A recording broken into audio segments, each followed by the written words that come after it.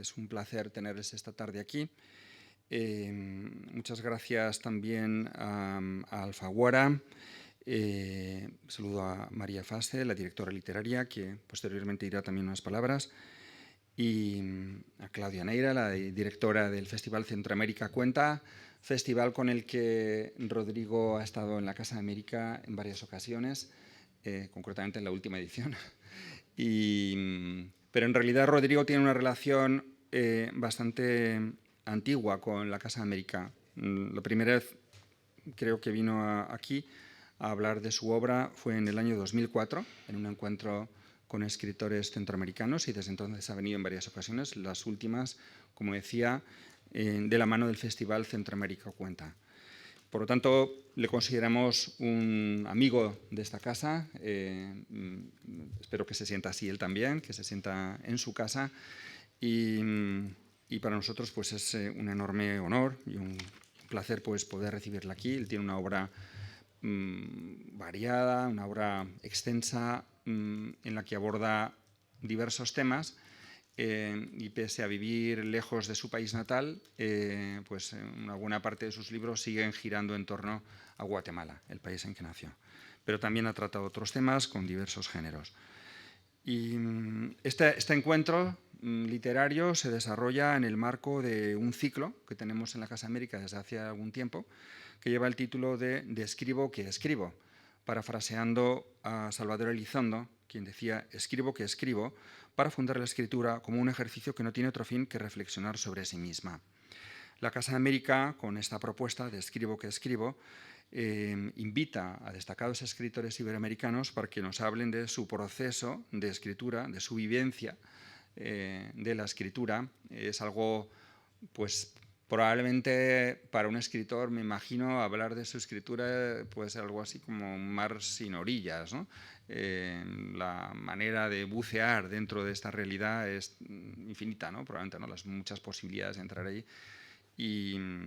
Pero bueno, pues precisamente como el tema es tan interesante y evocador y creemos que puede suscitar un diálogo verdaderamente estimulante e inspirador para el público general, pues tenemos mucha satisfacción de organizar este ciclo desde hace algún año, y hoy en ese ciclo tenemos la suerte de contar aquí con Rodrigo Rey Rosa. Muchas gracias y paso ahora la palabra a María Fase.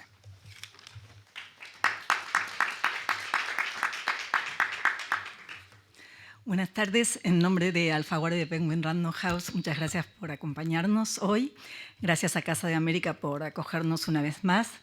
Este año Alfaguara cumple 60 años y me parece muy emotivo y muy representativo empezar el año con la publicación y la presentación de Metempsicosis de Rey Rosa, que confirma la vocación que tuvo Alfaguara desde sus inicios de publicar la mejor literatura en lengua española.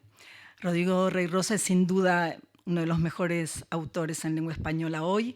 El año pasado, a fin de año, depositó su legado en la Caja de las Letras del Instituto Cervantes, confirmando con este acto el prestigio de su obra, que recibió varios premios, entre ellos el Premio Nacional de Literatura de Guatemala o el Premio Iberoamericano de las Letras José Donoso. Emprendimos la publicación de Rey Rosa en Alfaguara con Severina, el del 2011, y fuimos publicando y recuperando toda su obra. Allí está Imitación de Guatemala, que reúne varias de sus novelas cortas, 1986 Cuentos Completos, que reúne todos sus cuentos. Recuperamos quizás su novela más icónica, El Material Humano. Publicamos Fábula Asiática, Los Sordos, El País de todo, Carta de un ateo guatemalteco al Santo Padre, un libro muy particular, manuscrito hallado en la calle Sócrates, en Lumen, con el seudónimo de Rupert Ranke, y ahora presentamos Metempsicosis. Admiro profundamente la obra de Rodrigo Rey Rosa desde que lo conocí, hace más de 20 años, y creo que Rodrigo es un caso muy especial en la literatura en español. En la editorial nos referimos a él como RRR, que son sus iniciales, pero yo creo que pertenece a una estirpe que yo llamaría la estirpe de la letra B. Rodrigo es quizás el único o el mayor heredero de Bowles. Paul Bowles incluso tradujo parte de la obra de Rodrigo, le cedió los derechos de su obra como albacea y desde luego lo admiraba. La manera de escribir de Rodrigo, su precisión absoluta me recuerda mucho a Borges, incluso las correcciones que hace tan obsesivas me recuerdan esas primeras ediciones de Borges que yo vi en mi primer trabajo en MC. Tiene esa precisión. También se parece a Bioy en la gracia, en la ironía, en esa falsa liviandad que tanto se agradece. Y por último, Bolaño, por supuesto. Bolaño leyó y admiró a Rodrigo Rey Rosa, dijo, es un maestro consumado, es el mejor de mi generación. No se puede decir mejor, ¿no es cierto? Y bueno, agradezco a Marta Sanz, grandísima escritora, a quien todos conocemos. No me puedo imaginar mejor interlocutora para Rodrigo. Le agradezco especialmente el entusiasmo con que enseguida aceptó este diálogo. Los dejo con ellos y al terminar Rodrigo firmará ejemplares de Metempsicosis. Gracias. Bueno, muy buenas tardes a todo el mundo. Muchísimas gracias por haber venido. Yo me sumo a todas las gratitudes que ha expresado María. Y sobre todo yo quiero expresar mi gratitud especialísima a Rodrigo Rey Rosa, a RRR, porque es verdad que yo estoy ahora bastante perezosa a la hora de hacer presentaciones, seguramente porque he hecho muchas a lo largo de la vida, y hay muchas veces que la gente no valora lo que cuesta hacer una presentación, leer bien un libro, y bueno, pues yo ya estoy un poco cansada, pero cuando me dijeron Rodrigo Rey Rosa, dije, por favor, esto es para mí de verdad un honor y un orgullo, porque yo llevo admirándolo desde hace muchos años como lectora, y luego en realidad solamente hemos coincidido 2 veces en la vida. Una vez, gracias a Claudia Neira, en Centroamérica Cuenta, en Managua, que se hizo aquel año en Managua hace ya muchísimo tiempo. Y a mí me sorprendió mucho una conversación que mantuvo Rodrigo, no me acuerdo con quién, te tengo que decir. Bueno, da igual, no pasa nada, pero me sorprendió una timidez, una parquedad que sin embargo era, ¿cómo decir? Era una especie de timidez luminosa. No era un escritor que necesitara acumular muchas palabras y contar muchísimas anécdotas, pero lo que decía era exacto y pertinente, y te dejaba con ganas como de... ¿no? Porque probablemente estamos muy acostumbradas a hacer de nuestros discursos literarios algo muy, muy espectacular, y no sé hasta qué punto eso es bueno o es malo. Y la segunda vez que coincidí con Rodrigo pues fue aquí yo creo que en esta misma sala con Javier Rodríguez Marcos, que mantuvimos también una conversación otra vez en el marco de Centroamérica Cuenta, y ahí pues yo creo que me di cuenta de que teníamos muchas afinidades en lo que era la visión de la literatura, la manera de abordar este oficio que es al mismo tiempo maravilloso y al mismo tiempo muy expuesto, y de todas estas cosas hablaremos. Entonces, por todas estas razones yo estoy muy agradecida a Rodrigo por su invitación. Enlazando con lo que estaba comentando María, y hablando muy concretamente ya de metempsicosis, a mí lo primero que me gustaría decir antes de preguntarle muchas cosas a Rodrigo, porque tengo muchísimas cosas que preguntarle, tengo varios folios aquí con subrayados en iluminador amarillo, es que Metempsicosis para mí es una novela que aborda muchos géneros literarios simultáneamente de una manera novedosa. Metempsicosis tiene un poquito de novela epistolar, tiene un poquito de novela detectivesca, pero sin detective, pero colocando un poco a los lectores en la posición de quien va descubriendo las tramas narrativas y lo que sucede con esas voces tan curiosas de las novelas detectivescas. Efectivamente no aparece un detective, pero aparece un escritor que en realidad no es un escritor, que es un escritor y un alter ego, o dos escritores, un escritor guatemalteco y un escritor suizo, un psiquiatra, que también es un personaje para mí bastante perturbador. Tiene algo de novela romántica, tiene algo de novela distópica, tiene algo de novela terrorífica en algunos tramos que para mí son espectaculares. Hay un cameo del Papa Francisco, del que hablaremos, porque ya sabéis que ahora se hacen cameos. Yo creo que aquí hay un cameo muy, muy importante del Papa Francisco. Es una novela intelectual y metaliteraria, pero al mismo tiempo es una novela de aventuras, que tiene la dinámica de la novela de aventuras. Es una novela espiritual y es una novela culta, y al final, como en las buenísimas novelas, como en las inmejorables novelas de las que, como dijo Bolaño, a quien también ha citado María, a propósito de las tuyas y de ti mismo, esto tampoco es cualquier cosa, leerlo es aprender a escribir, ¿no? Entonces, yo creo que leer a Rodrigo no solamente es un gozo como lectores, como lectoras, sino que las personas que tienen cualquier tipo de inquietud literaria pueden aprenderlo todo o casi todo, porque él proyecta una visión sobre el mundo interrogativa, pero lo consigue hacer a través de un estilo y de unos procedimientos muy peculiares y que a mí me parecen completamente deslumbrantes. Entonces, me cuesta mucho resumir todo lo que quiero preguntarle a Rodrigo. Me cuesta mucho acotar mi impresión, porque le estaba comentando antes entre bambalinas que, bueno, esto no sé si se va a ver a través de la cámara ni lo vais a ver vosotros y vosotras, porque tengo un poco letra de pulga pedorra y además escribo el lápiz, ¿no? Pero yo venga a escribir cosas.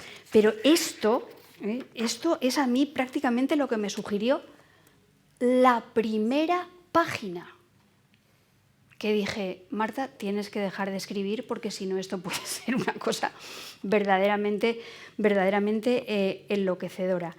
Me cuesta mucho resumir, porque yo creo que los significados en la prosa de Rodrigo Rey Rosa se ajustan de una manera, en una elocución precisa, que luego se centrifuga en tu cabeza.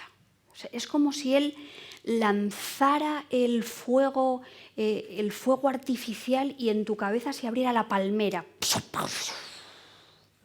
y te llevara a montones de sitios diferentes. Entonces, solo en la primera página, que no os la voy a leer, porque espero que os la leáis vosotros, cada uno.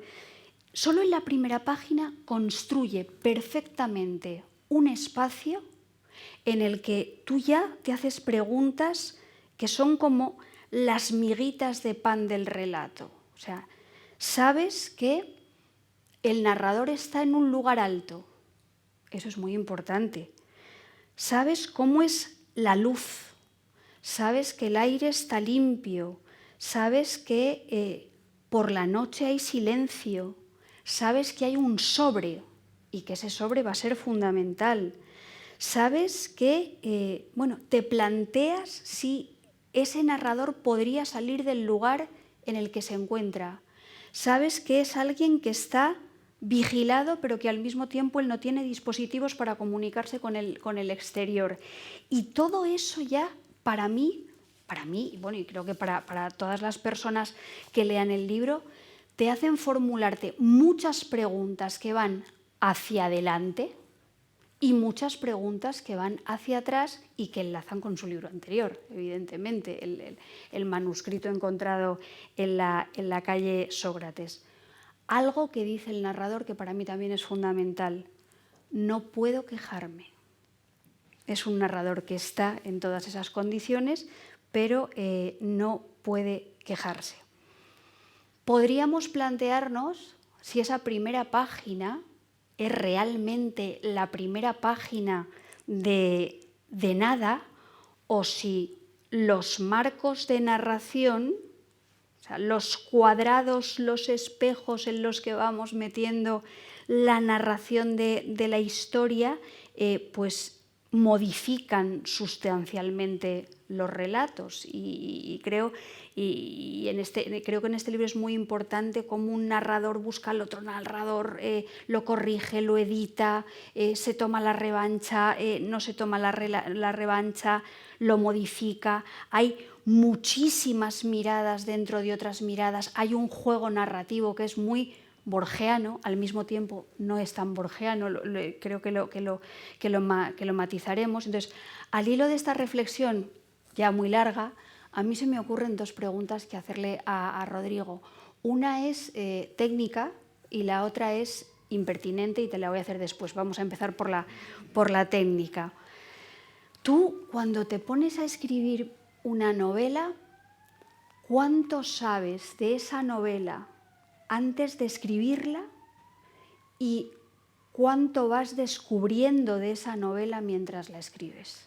Bueno, primero te quiero agradecer por esta introducción tan elogiosa, bueno, en la que no me reconozco y como me suele pasar al estar en público, siento como que estoy siendo un impostor, pero me alegra mucho todo lo que dices, desde luego. Gracias por estar aquí y voy a intentar responder a las preguntas.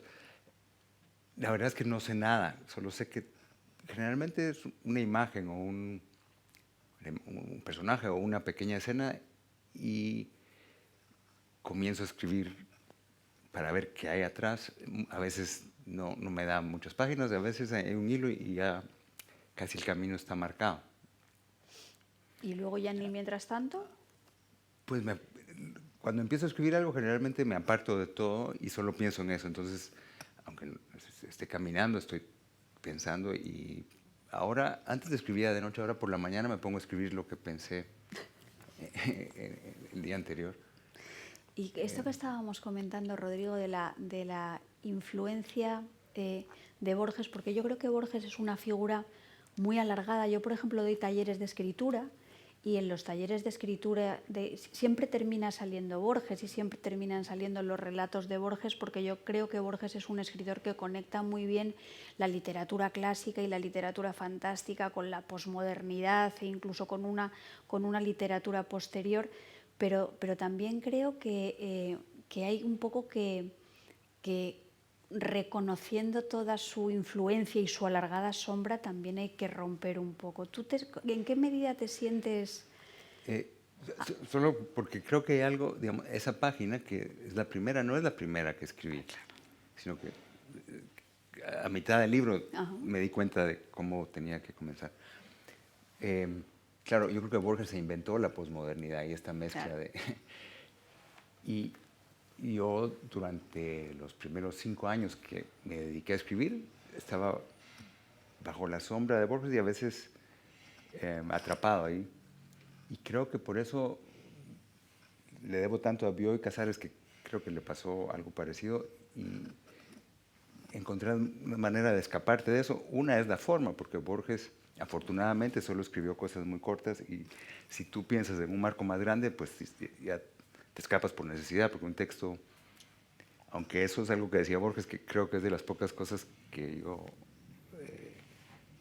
en las que no estoy de acuerdo, es que él decía que si se puede contar algo en 5 páginas, ¿por qué emplear 200?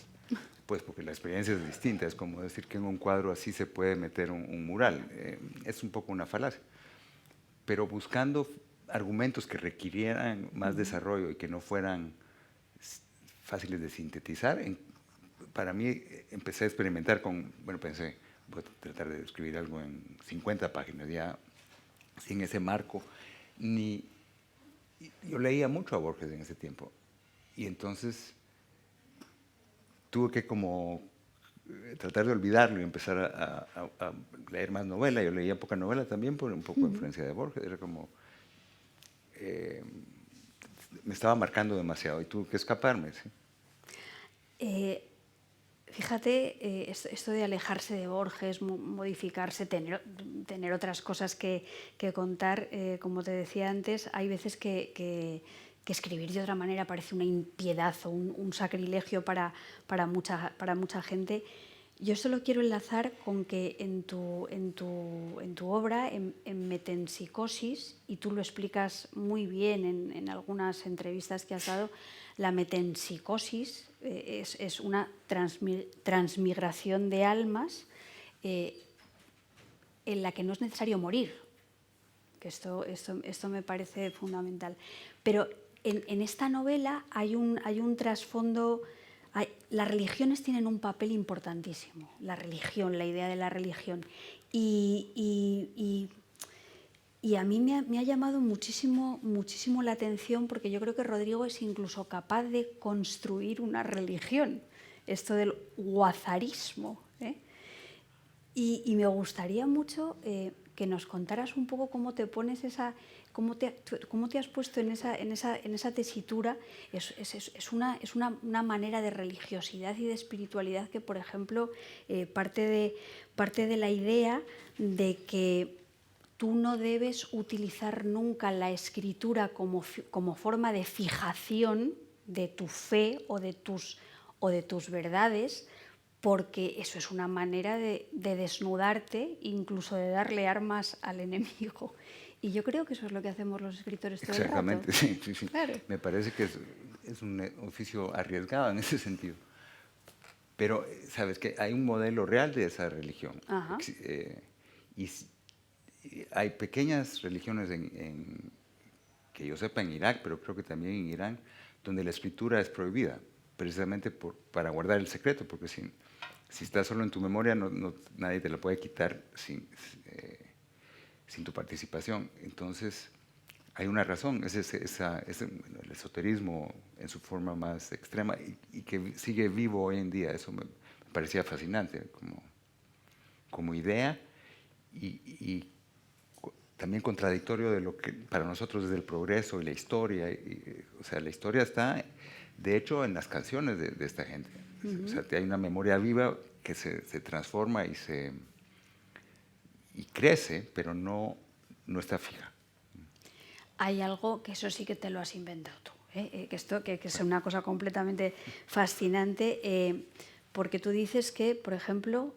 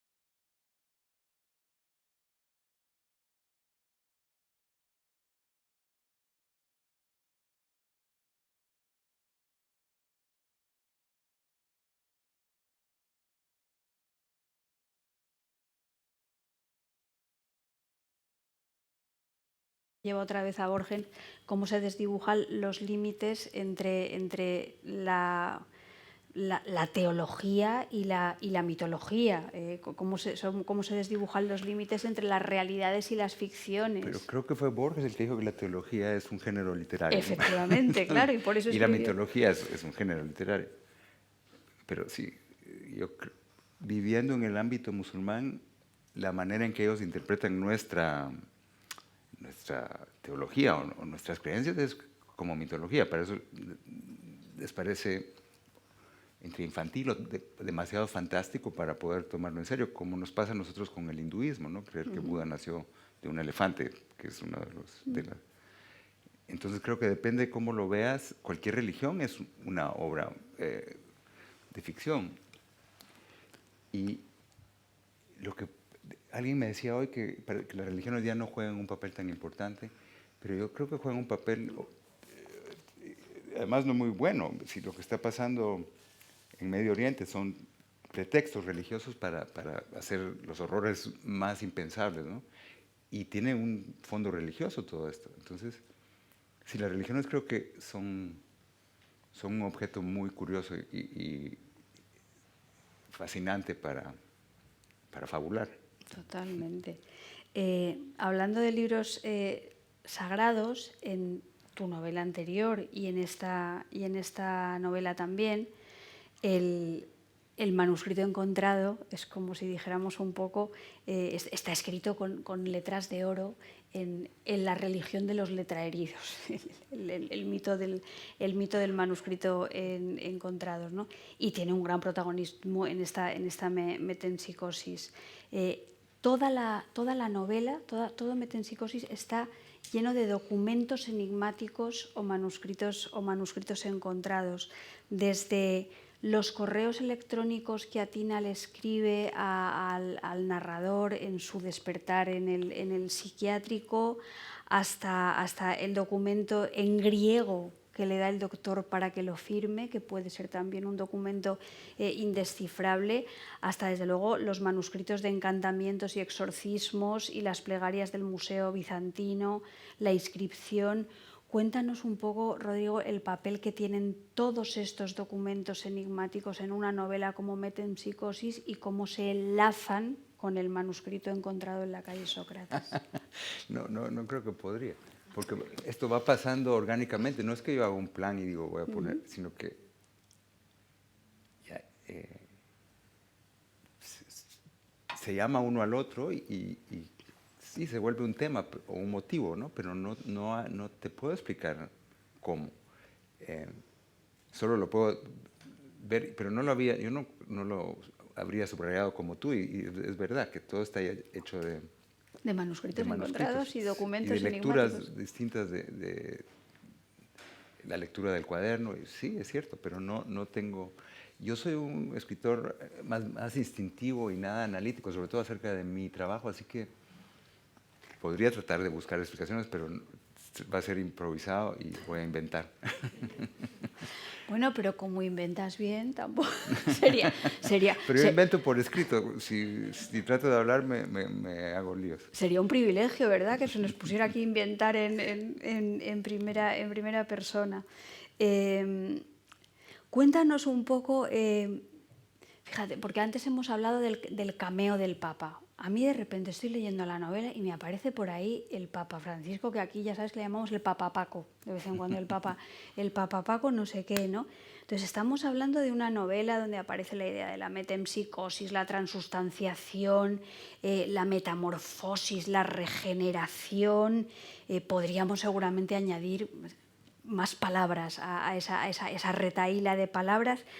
Y de repente aparece ahí el Papa y dices, vamos a ver, el Papa en esta novela tiene un papel principal, tiene un papel secundario y también me viene a la cabeza el tema de ¿conviene desacralizar la literatura o hay que resacralizarla en un mundo como el nuestro? Bueno, yo creo que la literatura y el arte en general se ha resacralizado a falta de la digamos, devoción a la antigua, donde la religión sí cumplía ese... Pero hay algo que aprendí en Grecia, que leyendo a uno de los autores que se cita ahí, Filóstrato, que escribe un libro que se llama La vida de Apolonio de Tiana, un profeta de la religión helénica que se queja de cómo los cristianos están empezando a prohibirles hablar en la calle, donde él explica que el arte griego es realmente un acto religioso, no es estética, es una estatua o un fresco o un mosaico, es un vehículo de meditación y de conexión con la divinidad. Y creo que eso es el arte realmente, ¿no? O sea, se desacraliza, pero es realmente una actividad sagrada que te pone en contacto con... Yo no soy creyente y no soy ni menos practicante, pero con lo que llamamos divinidad, que eso es el arte realmente. Entonces siempre ha estado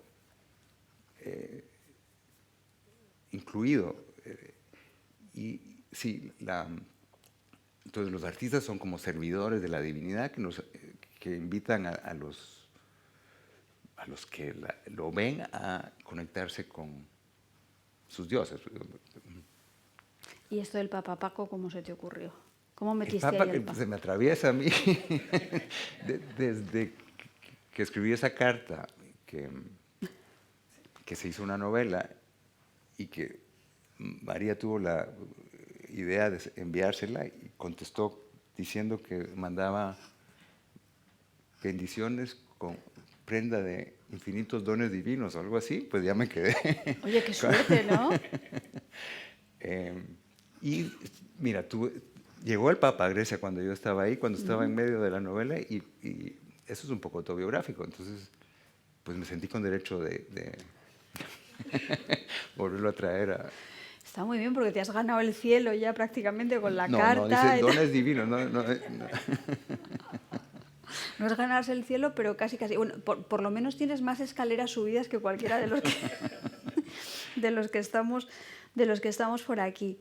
Mira, a mí hay una cosa, me voy a poner así un poco iconoclasta y voy a revelar, que es una palabra también muy de este tono sacramental y tal, por qué a mí tu libro me parece maravilloso, entre otras razones, ¿no? Hemos hablado de Borges, yo creo que Borges fue Borges, ya está, su sombra, todo lo que tú quieras, pero de verdad yo creo que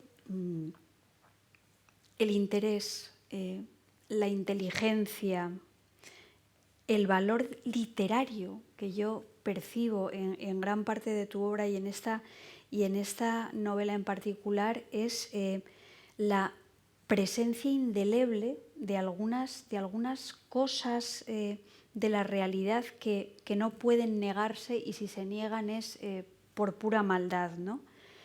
En tus libros están presentes los refugiados, en tus libros está presente la crueldad, en tus libros están presentes los estragos del fanatismo, está presente la rapiña económica. Yo leí con muchísimo gusto una novela de la que creo que no se ha hablado lo suficiente, que es El país de To, que me gustó muchísimo.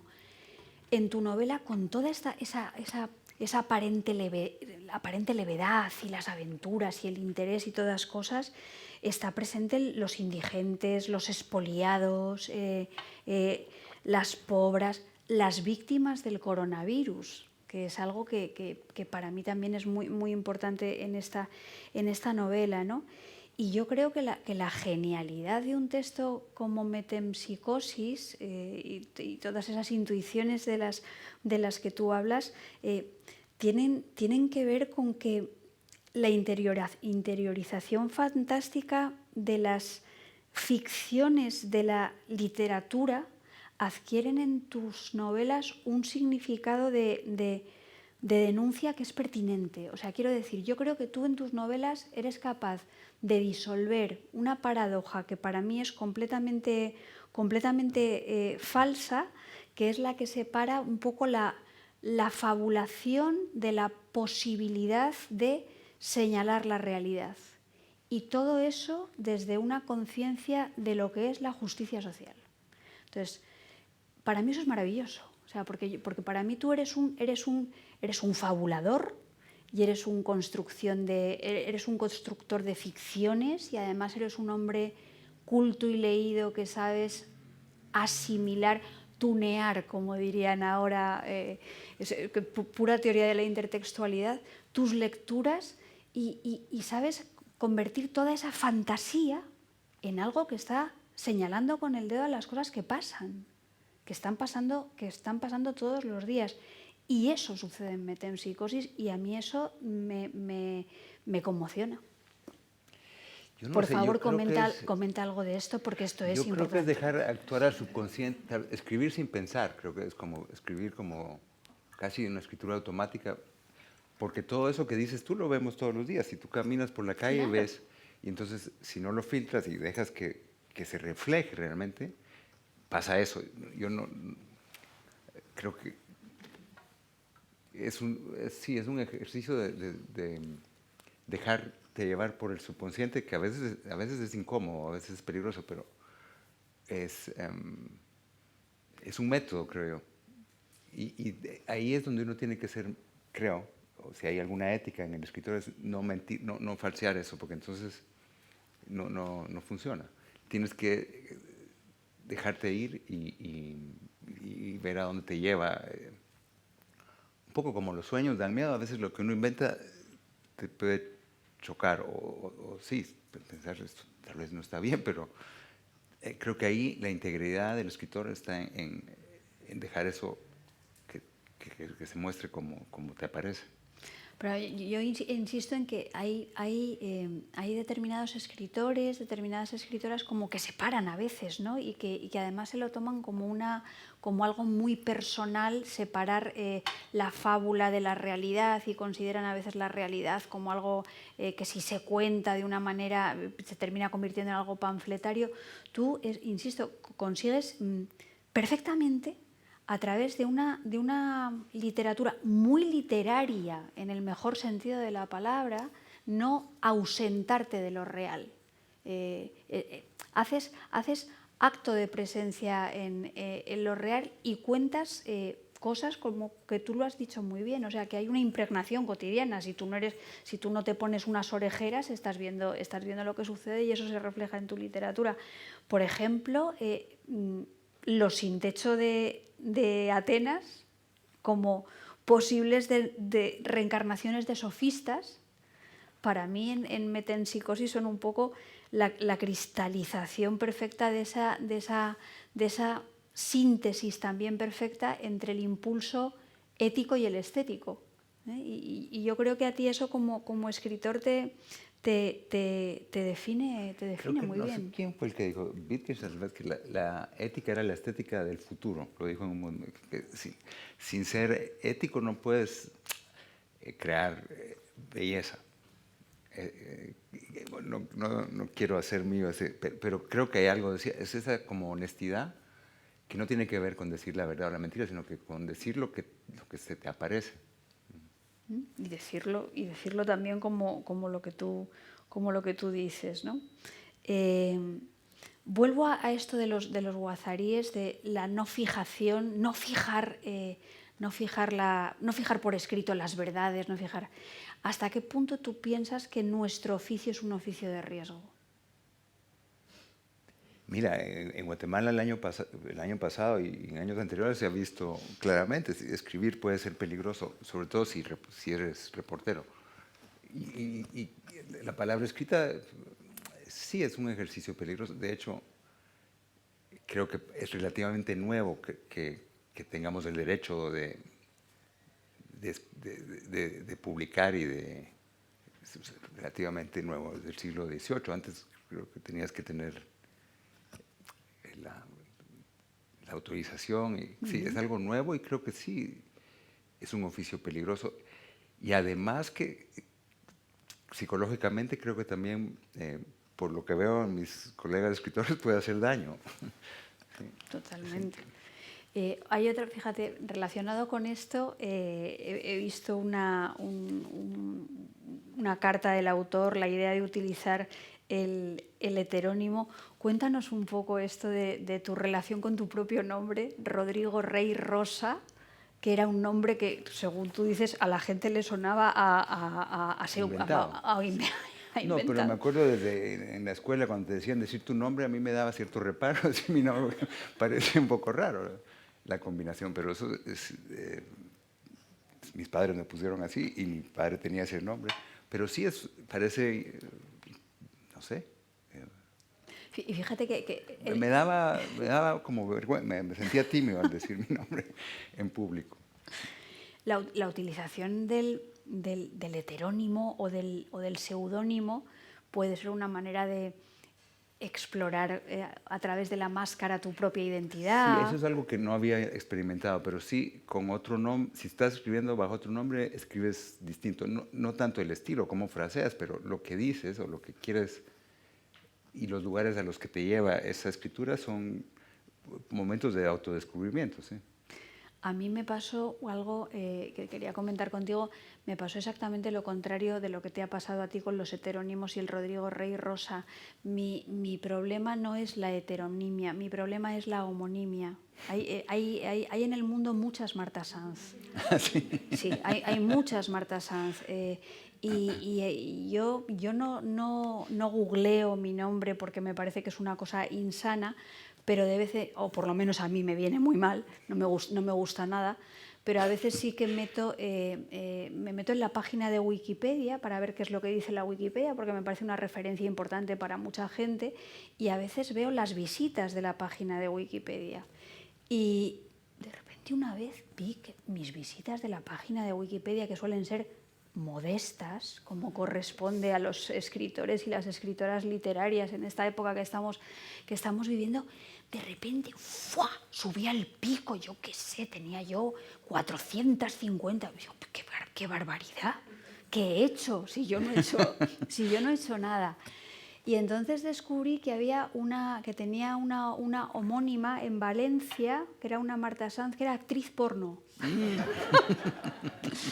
Y entonces cada vez que esta actriz porno colgaba algo en las redes, ¡buah! Entonces, claro, la gente se debía llevar unas sorpresas terribles, ¿no? Entonces, con esto de la homonimia y la heteronimia pasan cosas verdaderamente muy curiosas, y me ha hecho mucha gracia ver cómo para ti tu nombre parecía un nombre falso y buscaste heterónimos, y cómo yo con mi nombre auténtico a veces me llevo unos disgustos o unos gustos que vaya usted a saber, ¿no? Cuéntanos, esto me interesa mucho de tu libro, fíjate, mucho, me interesa mucho lo que te he comentado antes de la fabulación y las ficciones y lo literario como manera de meter el dedo en la llaga de cosas que pasan todos los días en la realidad. Pero también hay algo que me ha hecho pensar un montón, y es que en el segundo libro de la novela, Rupert Ranke, que es el escritor suizo, editor, escritor, alter ego, imparte un taller literario.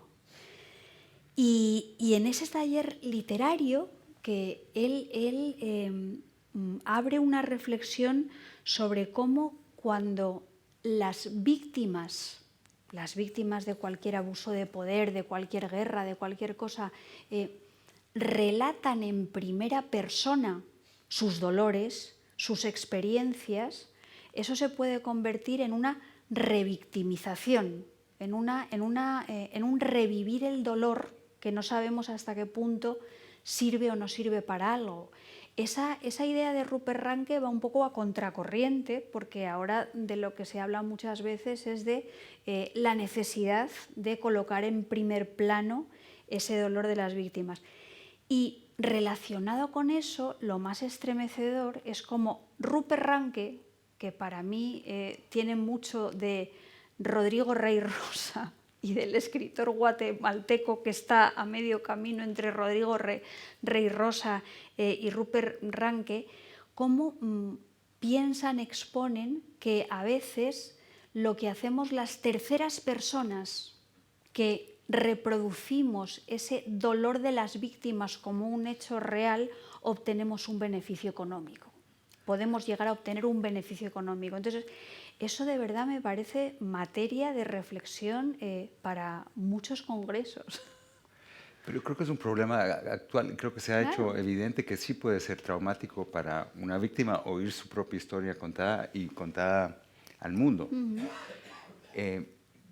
Esa reflexión creo que entré en ella porque cuando estaba trabajando en metempsicosis estaba también interesado en escribir un libro de no ficción sobre un grupo del norte de Irak, y me parecía un tema fascinante. No sé si algún día lo voy a hacer, pero ahí sentía yo esta especie de culpabilidad de estar utilizando el horror que le ha ocurrido a otras personas con un posible beneficio, por lo menos literario, ¿no? Como estaba aprovechando esta tragedia, y entonces esas preguntas surgen de ahí. Las pongo en en la persona de Ranke en microcosmos, digamos, pero sí son preguntas que creo que hay que hacerse. Ahora, no sé si es el psiquiatra que le dice eso es una excusa para no trabajar, ¿sabes? Porque al final tampoco es que sea tan fácil entrar en la historia de estas tragedias, es también un trabajo duro. Pero sí hay un elemento tal vez de oportunismo que creo que en el trabajo de reportero periodístico se da. Y digamos, cuando uno ve los documentales y la crueldad, uno hay que hacerse la pregunta, ¿cuánto de egoísmo hay en este acto de divulgación? Y es un tema muy delicado. A mí me parece un tema delicadísimo, y a veces incluso pienso tanto desde un punto de vista literario como desde un punto de vista periodístico, hasta qué punto cuando tú intentas asumir el punto de vista y la voz de las víctimas, te apropias de algo que no te pertenece, estás provocando interferencias, o hasta qué punto no hacerlo es renunciar a la solidaridad y la empatía, ¿no? Entonces son cosas muy delicadas, pero que, por ejemplo, a mí en tu novela me interesa mucho cómo están planteadas, porque se plantean abiertamente y se plantean de una manera asequible, pero al mismo tiempo se problematizan por todos esos puntos de vista. Tú has dicho, pero el psiquiatra le dice, esto es una excusa para no trabajar. Entonces, hay un problema moral, pero también hay un problema de punto de vista. A mí me parece que lo haces muy bien. Gracias, Marta. Y que además eso que estás hablando de temas que nos preocupan y que nos interesan a todos. Incluso de dónde ponemos el marco de las historias. Hace poco yo vi un documental en la tele, bueno, en la tele no, relativamente, en una plataforma de estas que vemos ahora casi todo el mundo, que hablaba del terremoto de Haití. ¿Te acuerdas? Qué espanto. Y había una foto que se reprodujo en muchos medios de comunicación de una niña haitiana muerta. Y era una foto espantosa. Pero luego la foto era como había cientos de periodistas alrededor del cadáver haciendo la foto. Entonces, a mí me pareció tremendo porque, claro, vuelvo a enlazar con lo que decíamos al principio de tu propio libro, cómo el marco que tú colocas sobre la realidad hace que esa realidad adquiera tintes ideológicos, morales, completamente distintos. Entonces, a mí tu literatura me parece profundamente moral. Yo no sé si tú lo verás así, que no es lo mismo que moralista. No, yo creo que los problemas morales son de lo más interesante como materia literaria, más que los políticos. O sea, es una cosa muy subjetiva, sobre todo, porque creo que la moral es un problema subjetivo. No la ética, pero la moral, sí. Y creo que desde el principio ha sido algo que me ha hecho escribir. ¿Dónde escoges? Si perdonas o no perdonas, si tomas venganza o no. Todos esos dilemas para mí son puntos de apoyo, resortes que me hacen querer trabajar. ¿Cómo te llevas con tus alter egos? No tengo tantos. No, Rupert Ranke me caía muy bien, sí. Y de hecho lo ve, esas cosas que a veces cuando la cuenta un escritor parece una no sé, exageración, sí lo veo físicamente. Es tal vez el personaje que más plástico se ha vuelto para mí. ¿Por qué es suizo, Rupert Ranke?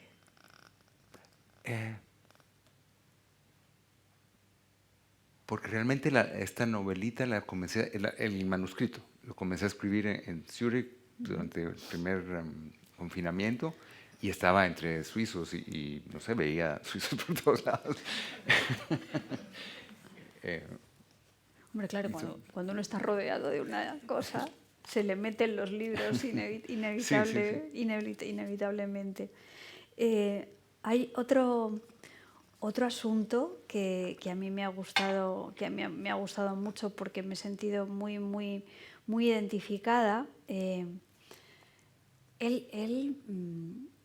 Rodrigo se define mucho como un escritor intuitivo y tal, pero yo hay cosas que claro, que no pueden ser por casualidad, ¿no?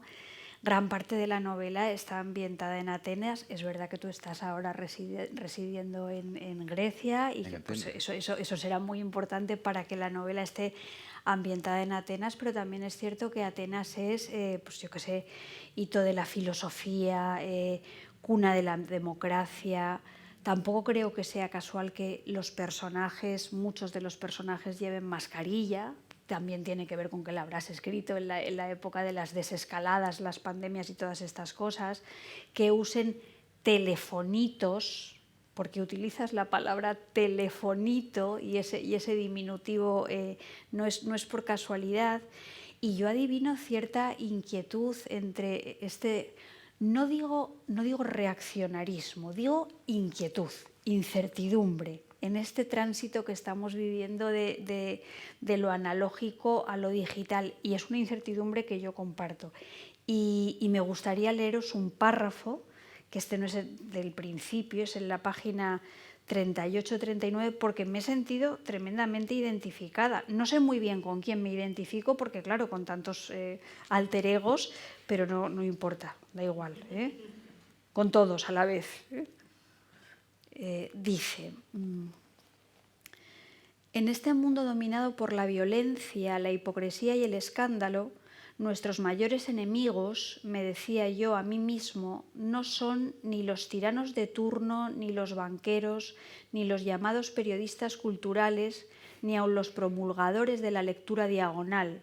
El gran enemigo de escritores y poetas es la tecnología informática, es la legión de nuevos sabios o nuevos brujos, los programadores que no creen en la palabra escrita y que sin entenderla se burlan de ella, la reducen al absurdo y ningunean el oficio de escribir. Los números contra las letras, el algoritmo contra la oración, epitomaba yo. Mis ideas y proyectos, alimentados en lecturas griegas, latinas, argentinas, se desvanecían como poemas memorizados en la juventud que, mal recordados, se convertían en otros con los años. Nadie nos leerá después de muertos, porque ya nadie o casi nadie lee. Y dice más adelante: han acabado con el libro, tal vez, pero no con la página. Y aunque nadie necesite oír lo que nosotros queremos contar, lo contaremos por necesidad, porque no estamos todavía en el mundo de los muertos. Oh. Esto, el O es lo importante. El O es la pregunta final, el tal igual. Yo me he sentido muy identificada con esta sensación a veces que contra la que yo lucho, porque creo que es una sensación muy elegíaca. Y a veces intento consolarme pensando que esto no es la primera vez que sucede y que ha habido transformaciones a lo largo de la historia, pero al mismo tiempo, como me pasa un poco lo que a ti, pienso, bueno, no es la primera vez que sucede y esto se metamorfoseará en otro estado diferente, pero pienso, pero es que nunca las cosas han sido tan rápidas y no sé si vamos a tener capacidad de recuperación. ¿Tú en qué estado te encuentras? ¿Estás tan enfermo como yo o mejor? No, creo que lo que cabe es una gran incertidumbre, pero sí es cierto que esto es cíclico, yo creo que va a volver. Ahora hay una teoría de los exterminacionistas, ¿no? Que piensan que lo mejor que puede pasar es un holocausto general y que se salve un 0.1% de la humanidad sería lo mejor para el mundo, porque si seguimos así lo vamos a destruir y más allá del mundo, sino que podemos afectar incluso el sistema planetario. Entonces, es toda una teoría interesante, que lo mejor sería la muerte, pero que se queden como unos gérmenes ahí que vuelvan a que se vuelva a ser el Génesis, en cierta manera. Madre mía, pero esto me recuerda al chiste este famoso de ¿qué prefieres, susto o muerte? Pues no sé qué prefiero, ¿verdad? Verdaderamente. Susto y después muerte. Claro, claro. Antes o después, es una cosa Pero tremenda. creo que hay un libro de un joven filósofo, porque creo que él es muy militante en que no inglés, ahora no me acuerdo de su nombre, pero comencé a leerlo, pero es muy provocador porque esa es una tesis, digamos, filosófica, que los Lo buscaremos, ¿cómo se dice? lo buscaremos. Extermisionistas, sí, es toda una corriente. Bueno, Pues mira, sí, No. así, salió el año pasado, fue publicado el año pasado, pero es casi imposible de encontrar. Creo que en línea lo consigues. Pero sí, esa es la pregunta. ¿Vale la pena el sufrimiento humano y todo lo que va a pasar con esta lenta catástrofe ecológica que estamos presenciando? ¿O sería mejor una muerte rápida y borrar la pizarra, ¿no? Ya es un problema real, ya es para los jóvenes, ya se empieza a volver un problema real. Totalmente. Y llevándonos las cosas eso más a nuestro terreno, ¿tú crees que está cambiando el modo de lectura literaria? Incluso que está cambiando el propio concepto de literatura, pues eso, por la velocidad, porque la concentración es diferente, porque la atención que se pide a los textos es diferente. Y hay una cosa que me gustaría que me explicaras bien, eso que dices, se puede acabar la literatura, los libros, pero no se va a acabar la página. Pero volviendo yo creo que el ejercicio de leer realmente te hace bajar la velocidad. Es casi como ese acto ya precluye la velocidad. Si tú te sientas a leer una novela, estás entrando en otra velocidad. Y creo que eso no se va a perder. Yo creo que la lectura así, la lectura literaria, no la lectura diagonal, que hay gente que lee así las novelas, yo no sé cuál es el sentido. Es una especie de meditación occidental, que te sientas, estás quieto, inmóvil, tu mente está, en cierta manera se detiene, pero estás... Eso no creo que se pierda. Qué bien. O si se pierde, creo que volverá, porque es una especie de descubrimiento y hay una necesidad humana de dejar ese trazo porque es como... Ya que existió, eso quiere decir que tenía que existir. Y no creo que si vuelve a reinventarse, digamos, del género humano, vamos a hacer eso otra vez. A mí eso hay veces que me da alegría cuando practico mi oficio. Digo, somos resistentes, estamos de alguna manera resistiendo en ese mundo en el que hay personas que te dicen cuando leen un libro, no, yo es que me salto las descripciones. Digo, ¿pero por qué te esto no puede ser? O la gente que está obsesionada, no me hagas spoiler. Bueno, es que aparte del spoiler, el libro es otra cosa y si no, lees solo el final y ya acabamos rapidito. Pero sí, por eso creo que estas escuelas de lectura rápida son el peor enemigo de la lectura literaria, porque si se trata de disfrutar, no de terminar el libro, ¿no? Estamos de acuerdo, pero conversar contigo me da mucha felicidad porque me siento mucho más acompañada. Hemos hablado de eso, de Atenas, pero en el libro también hay paisajes. Digo Atenas por lo de la racionalidad, la democracia, que yo relaciono mucho con esa capacidad de comprensión lectora y de esto de lo que acabamos de comentar. Pero hay algunos pasajes que yo he disfrutado esas páginas muchísimo, que para mí son pasajes esos subterráneos lisérgicos maravillosos donde no sabes si los gatos son simios o los simios son gatos. Está ahí muy presente no solamente la idea de la metempsicosis, sino la idea de la propia metamorfosis y que a mí me hacen conectar este libro también con con las bajadas a los infiernos, con lo mejor que tienen las distopías de construcción de mundos paralelos, con el terror grotesco, con la Divina Comedia, con un libro español que a mí me encanta, que es La Torre de los Siete Jorobados de Emilio Carrer, que luego se llevó al cine, lo dirigió Edgar Neville. Te recomiendo que lo veas porque yo creo que incluso te puedes reconocer. Hay muchas veces que nos reconocemos en cosas que no sabíamos, pero que es maravilloso, ¿no?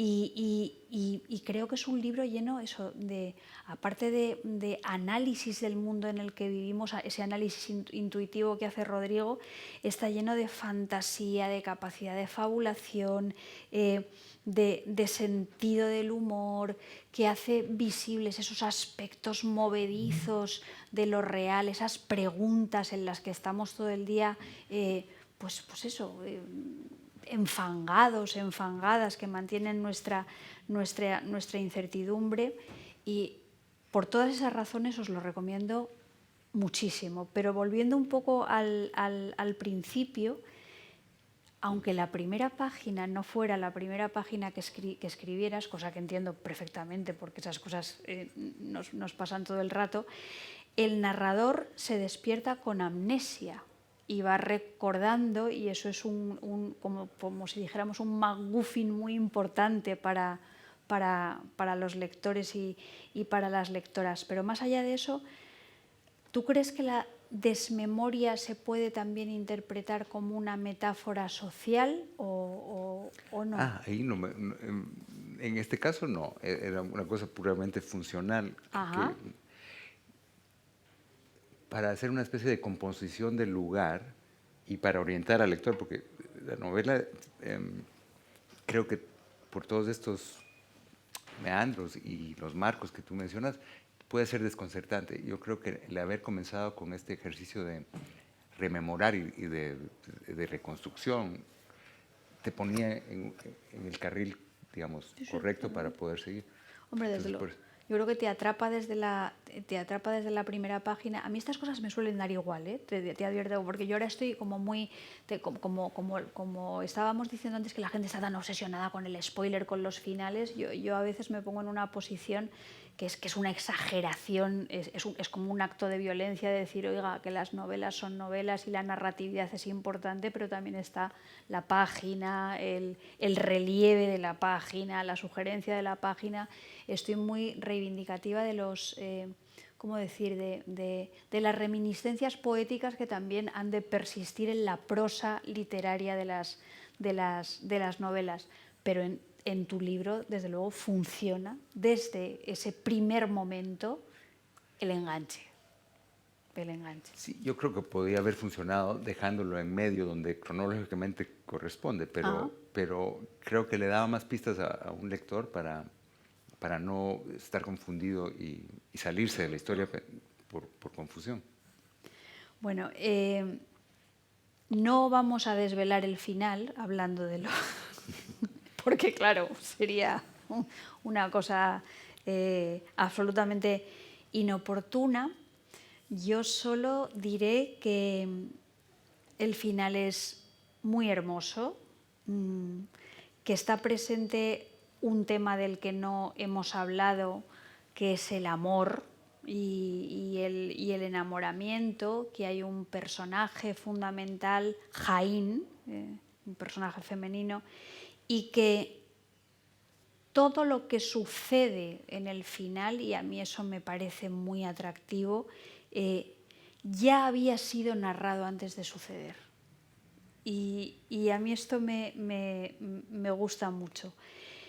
Y la última pregunta que yo le iba a hacer a Rodrigo es, ¿el círculo se cierra? Y parafraseando sus procedimientos, ¿el círculo se cierra o no? Yo creo que no. ¿Crees que yo me lo temía? Pero por si acaso lo digo porque como él a veces escribe así un párrafo muy contundente y acaba y dice «o», pues yo quería colocarlo en la misma situación. ¿El círculo se cierra o no? Y fijaos cómo es. Creo que no. Es terrible. Verdaderamente es terrible. Bueno, ¿quieres contar algo más? ¿Quieres añadir algo No, más? yo no. ¿Quieres irte ya corriendo, disparado? Bueno, pues yo no. No, me ha dado, de verdad, me siento muy, muy halagado por todos tus comentarios y tu lectura que me ha hecho ver cosas que no había visto. Eso está muy bien. Siempre me ayuda. Sí. Eso a mí me hace sentir muy, muy bien. A mí me gustan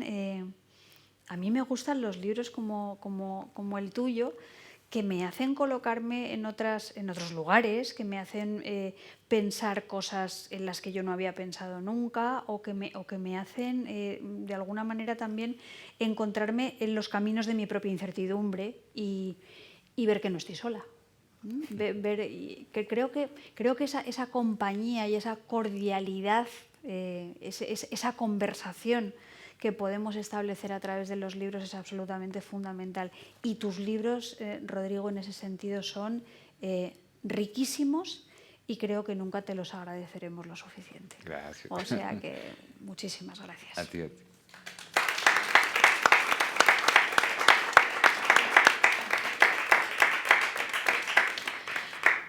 ¿Quieres que te pregunten algo?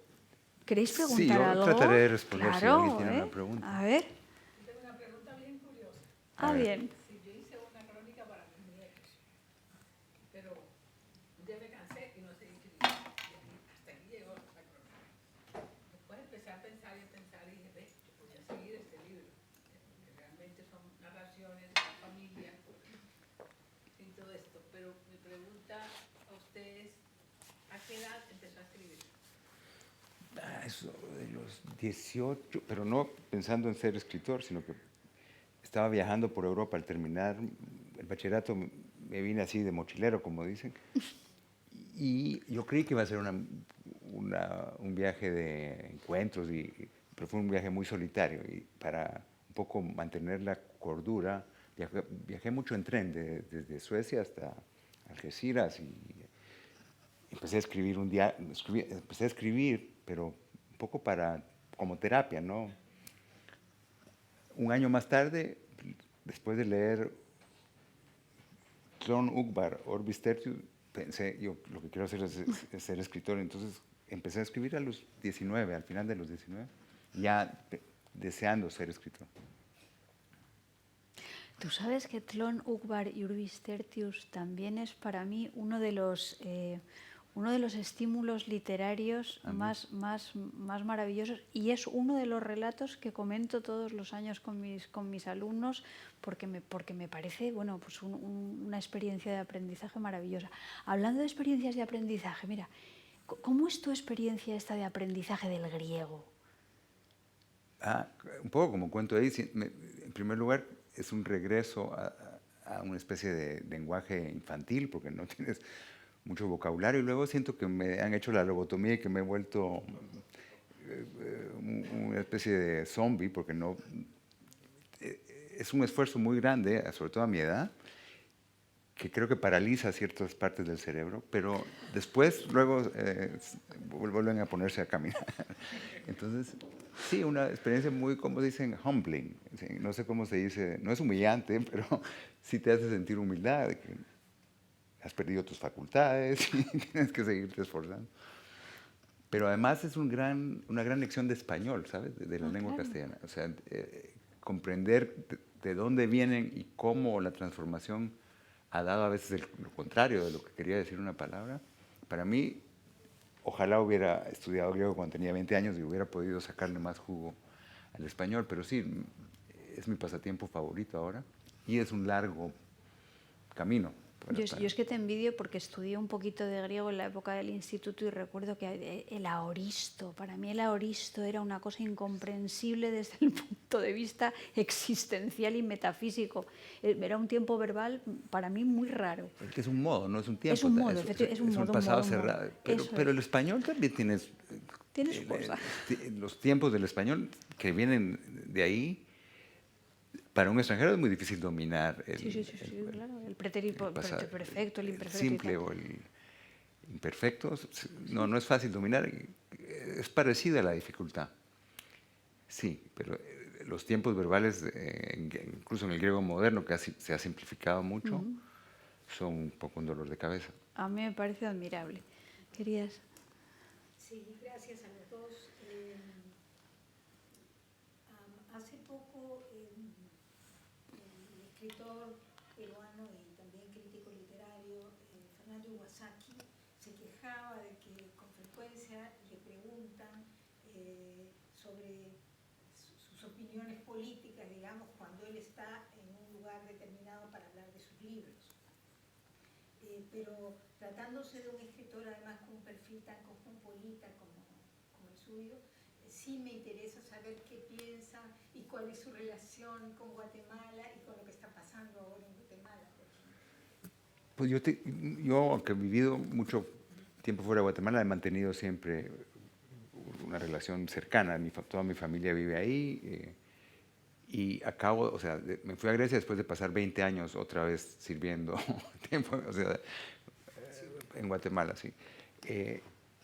Tengo una relación muy vital. Casi todos mis libros surgen de problemáticas o situaciones específicamente guatemaltecas. Entonces, pues ahora lo que tengo es alegría. Hace un año, cuando estábamos aquí hace unos meses, estaba en la zozobra pensando que ese país se terminó de ir al garete, como dicen. Ahora hay un momento de esperanza, que no me quiero ilusionar mucho, pero sí es un momento en que las cosas inesperadamente cambiaron hacia mejor, que ojalá sigan así un rato, por lo menos. Pero,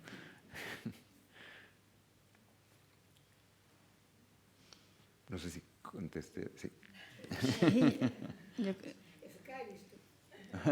Para Carla.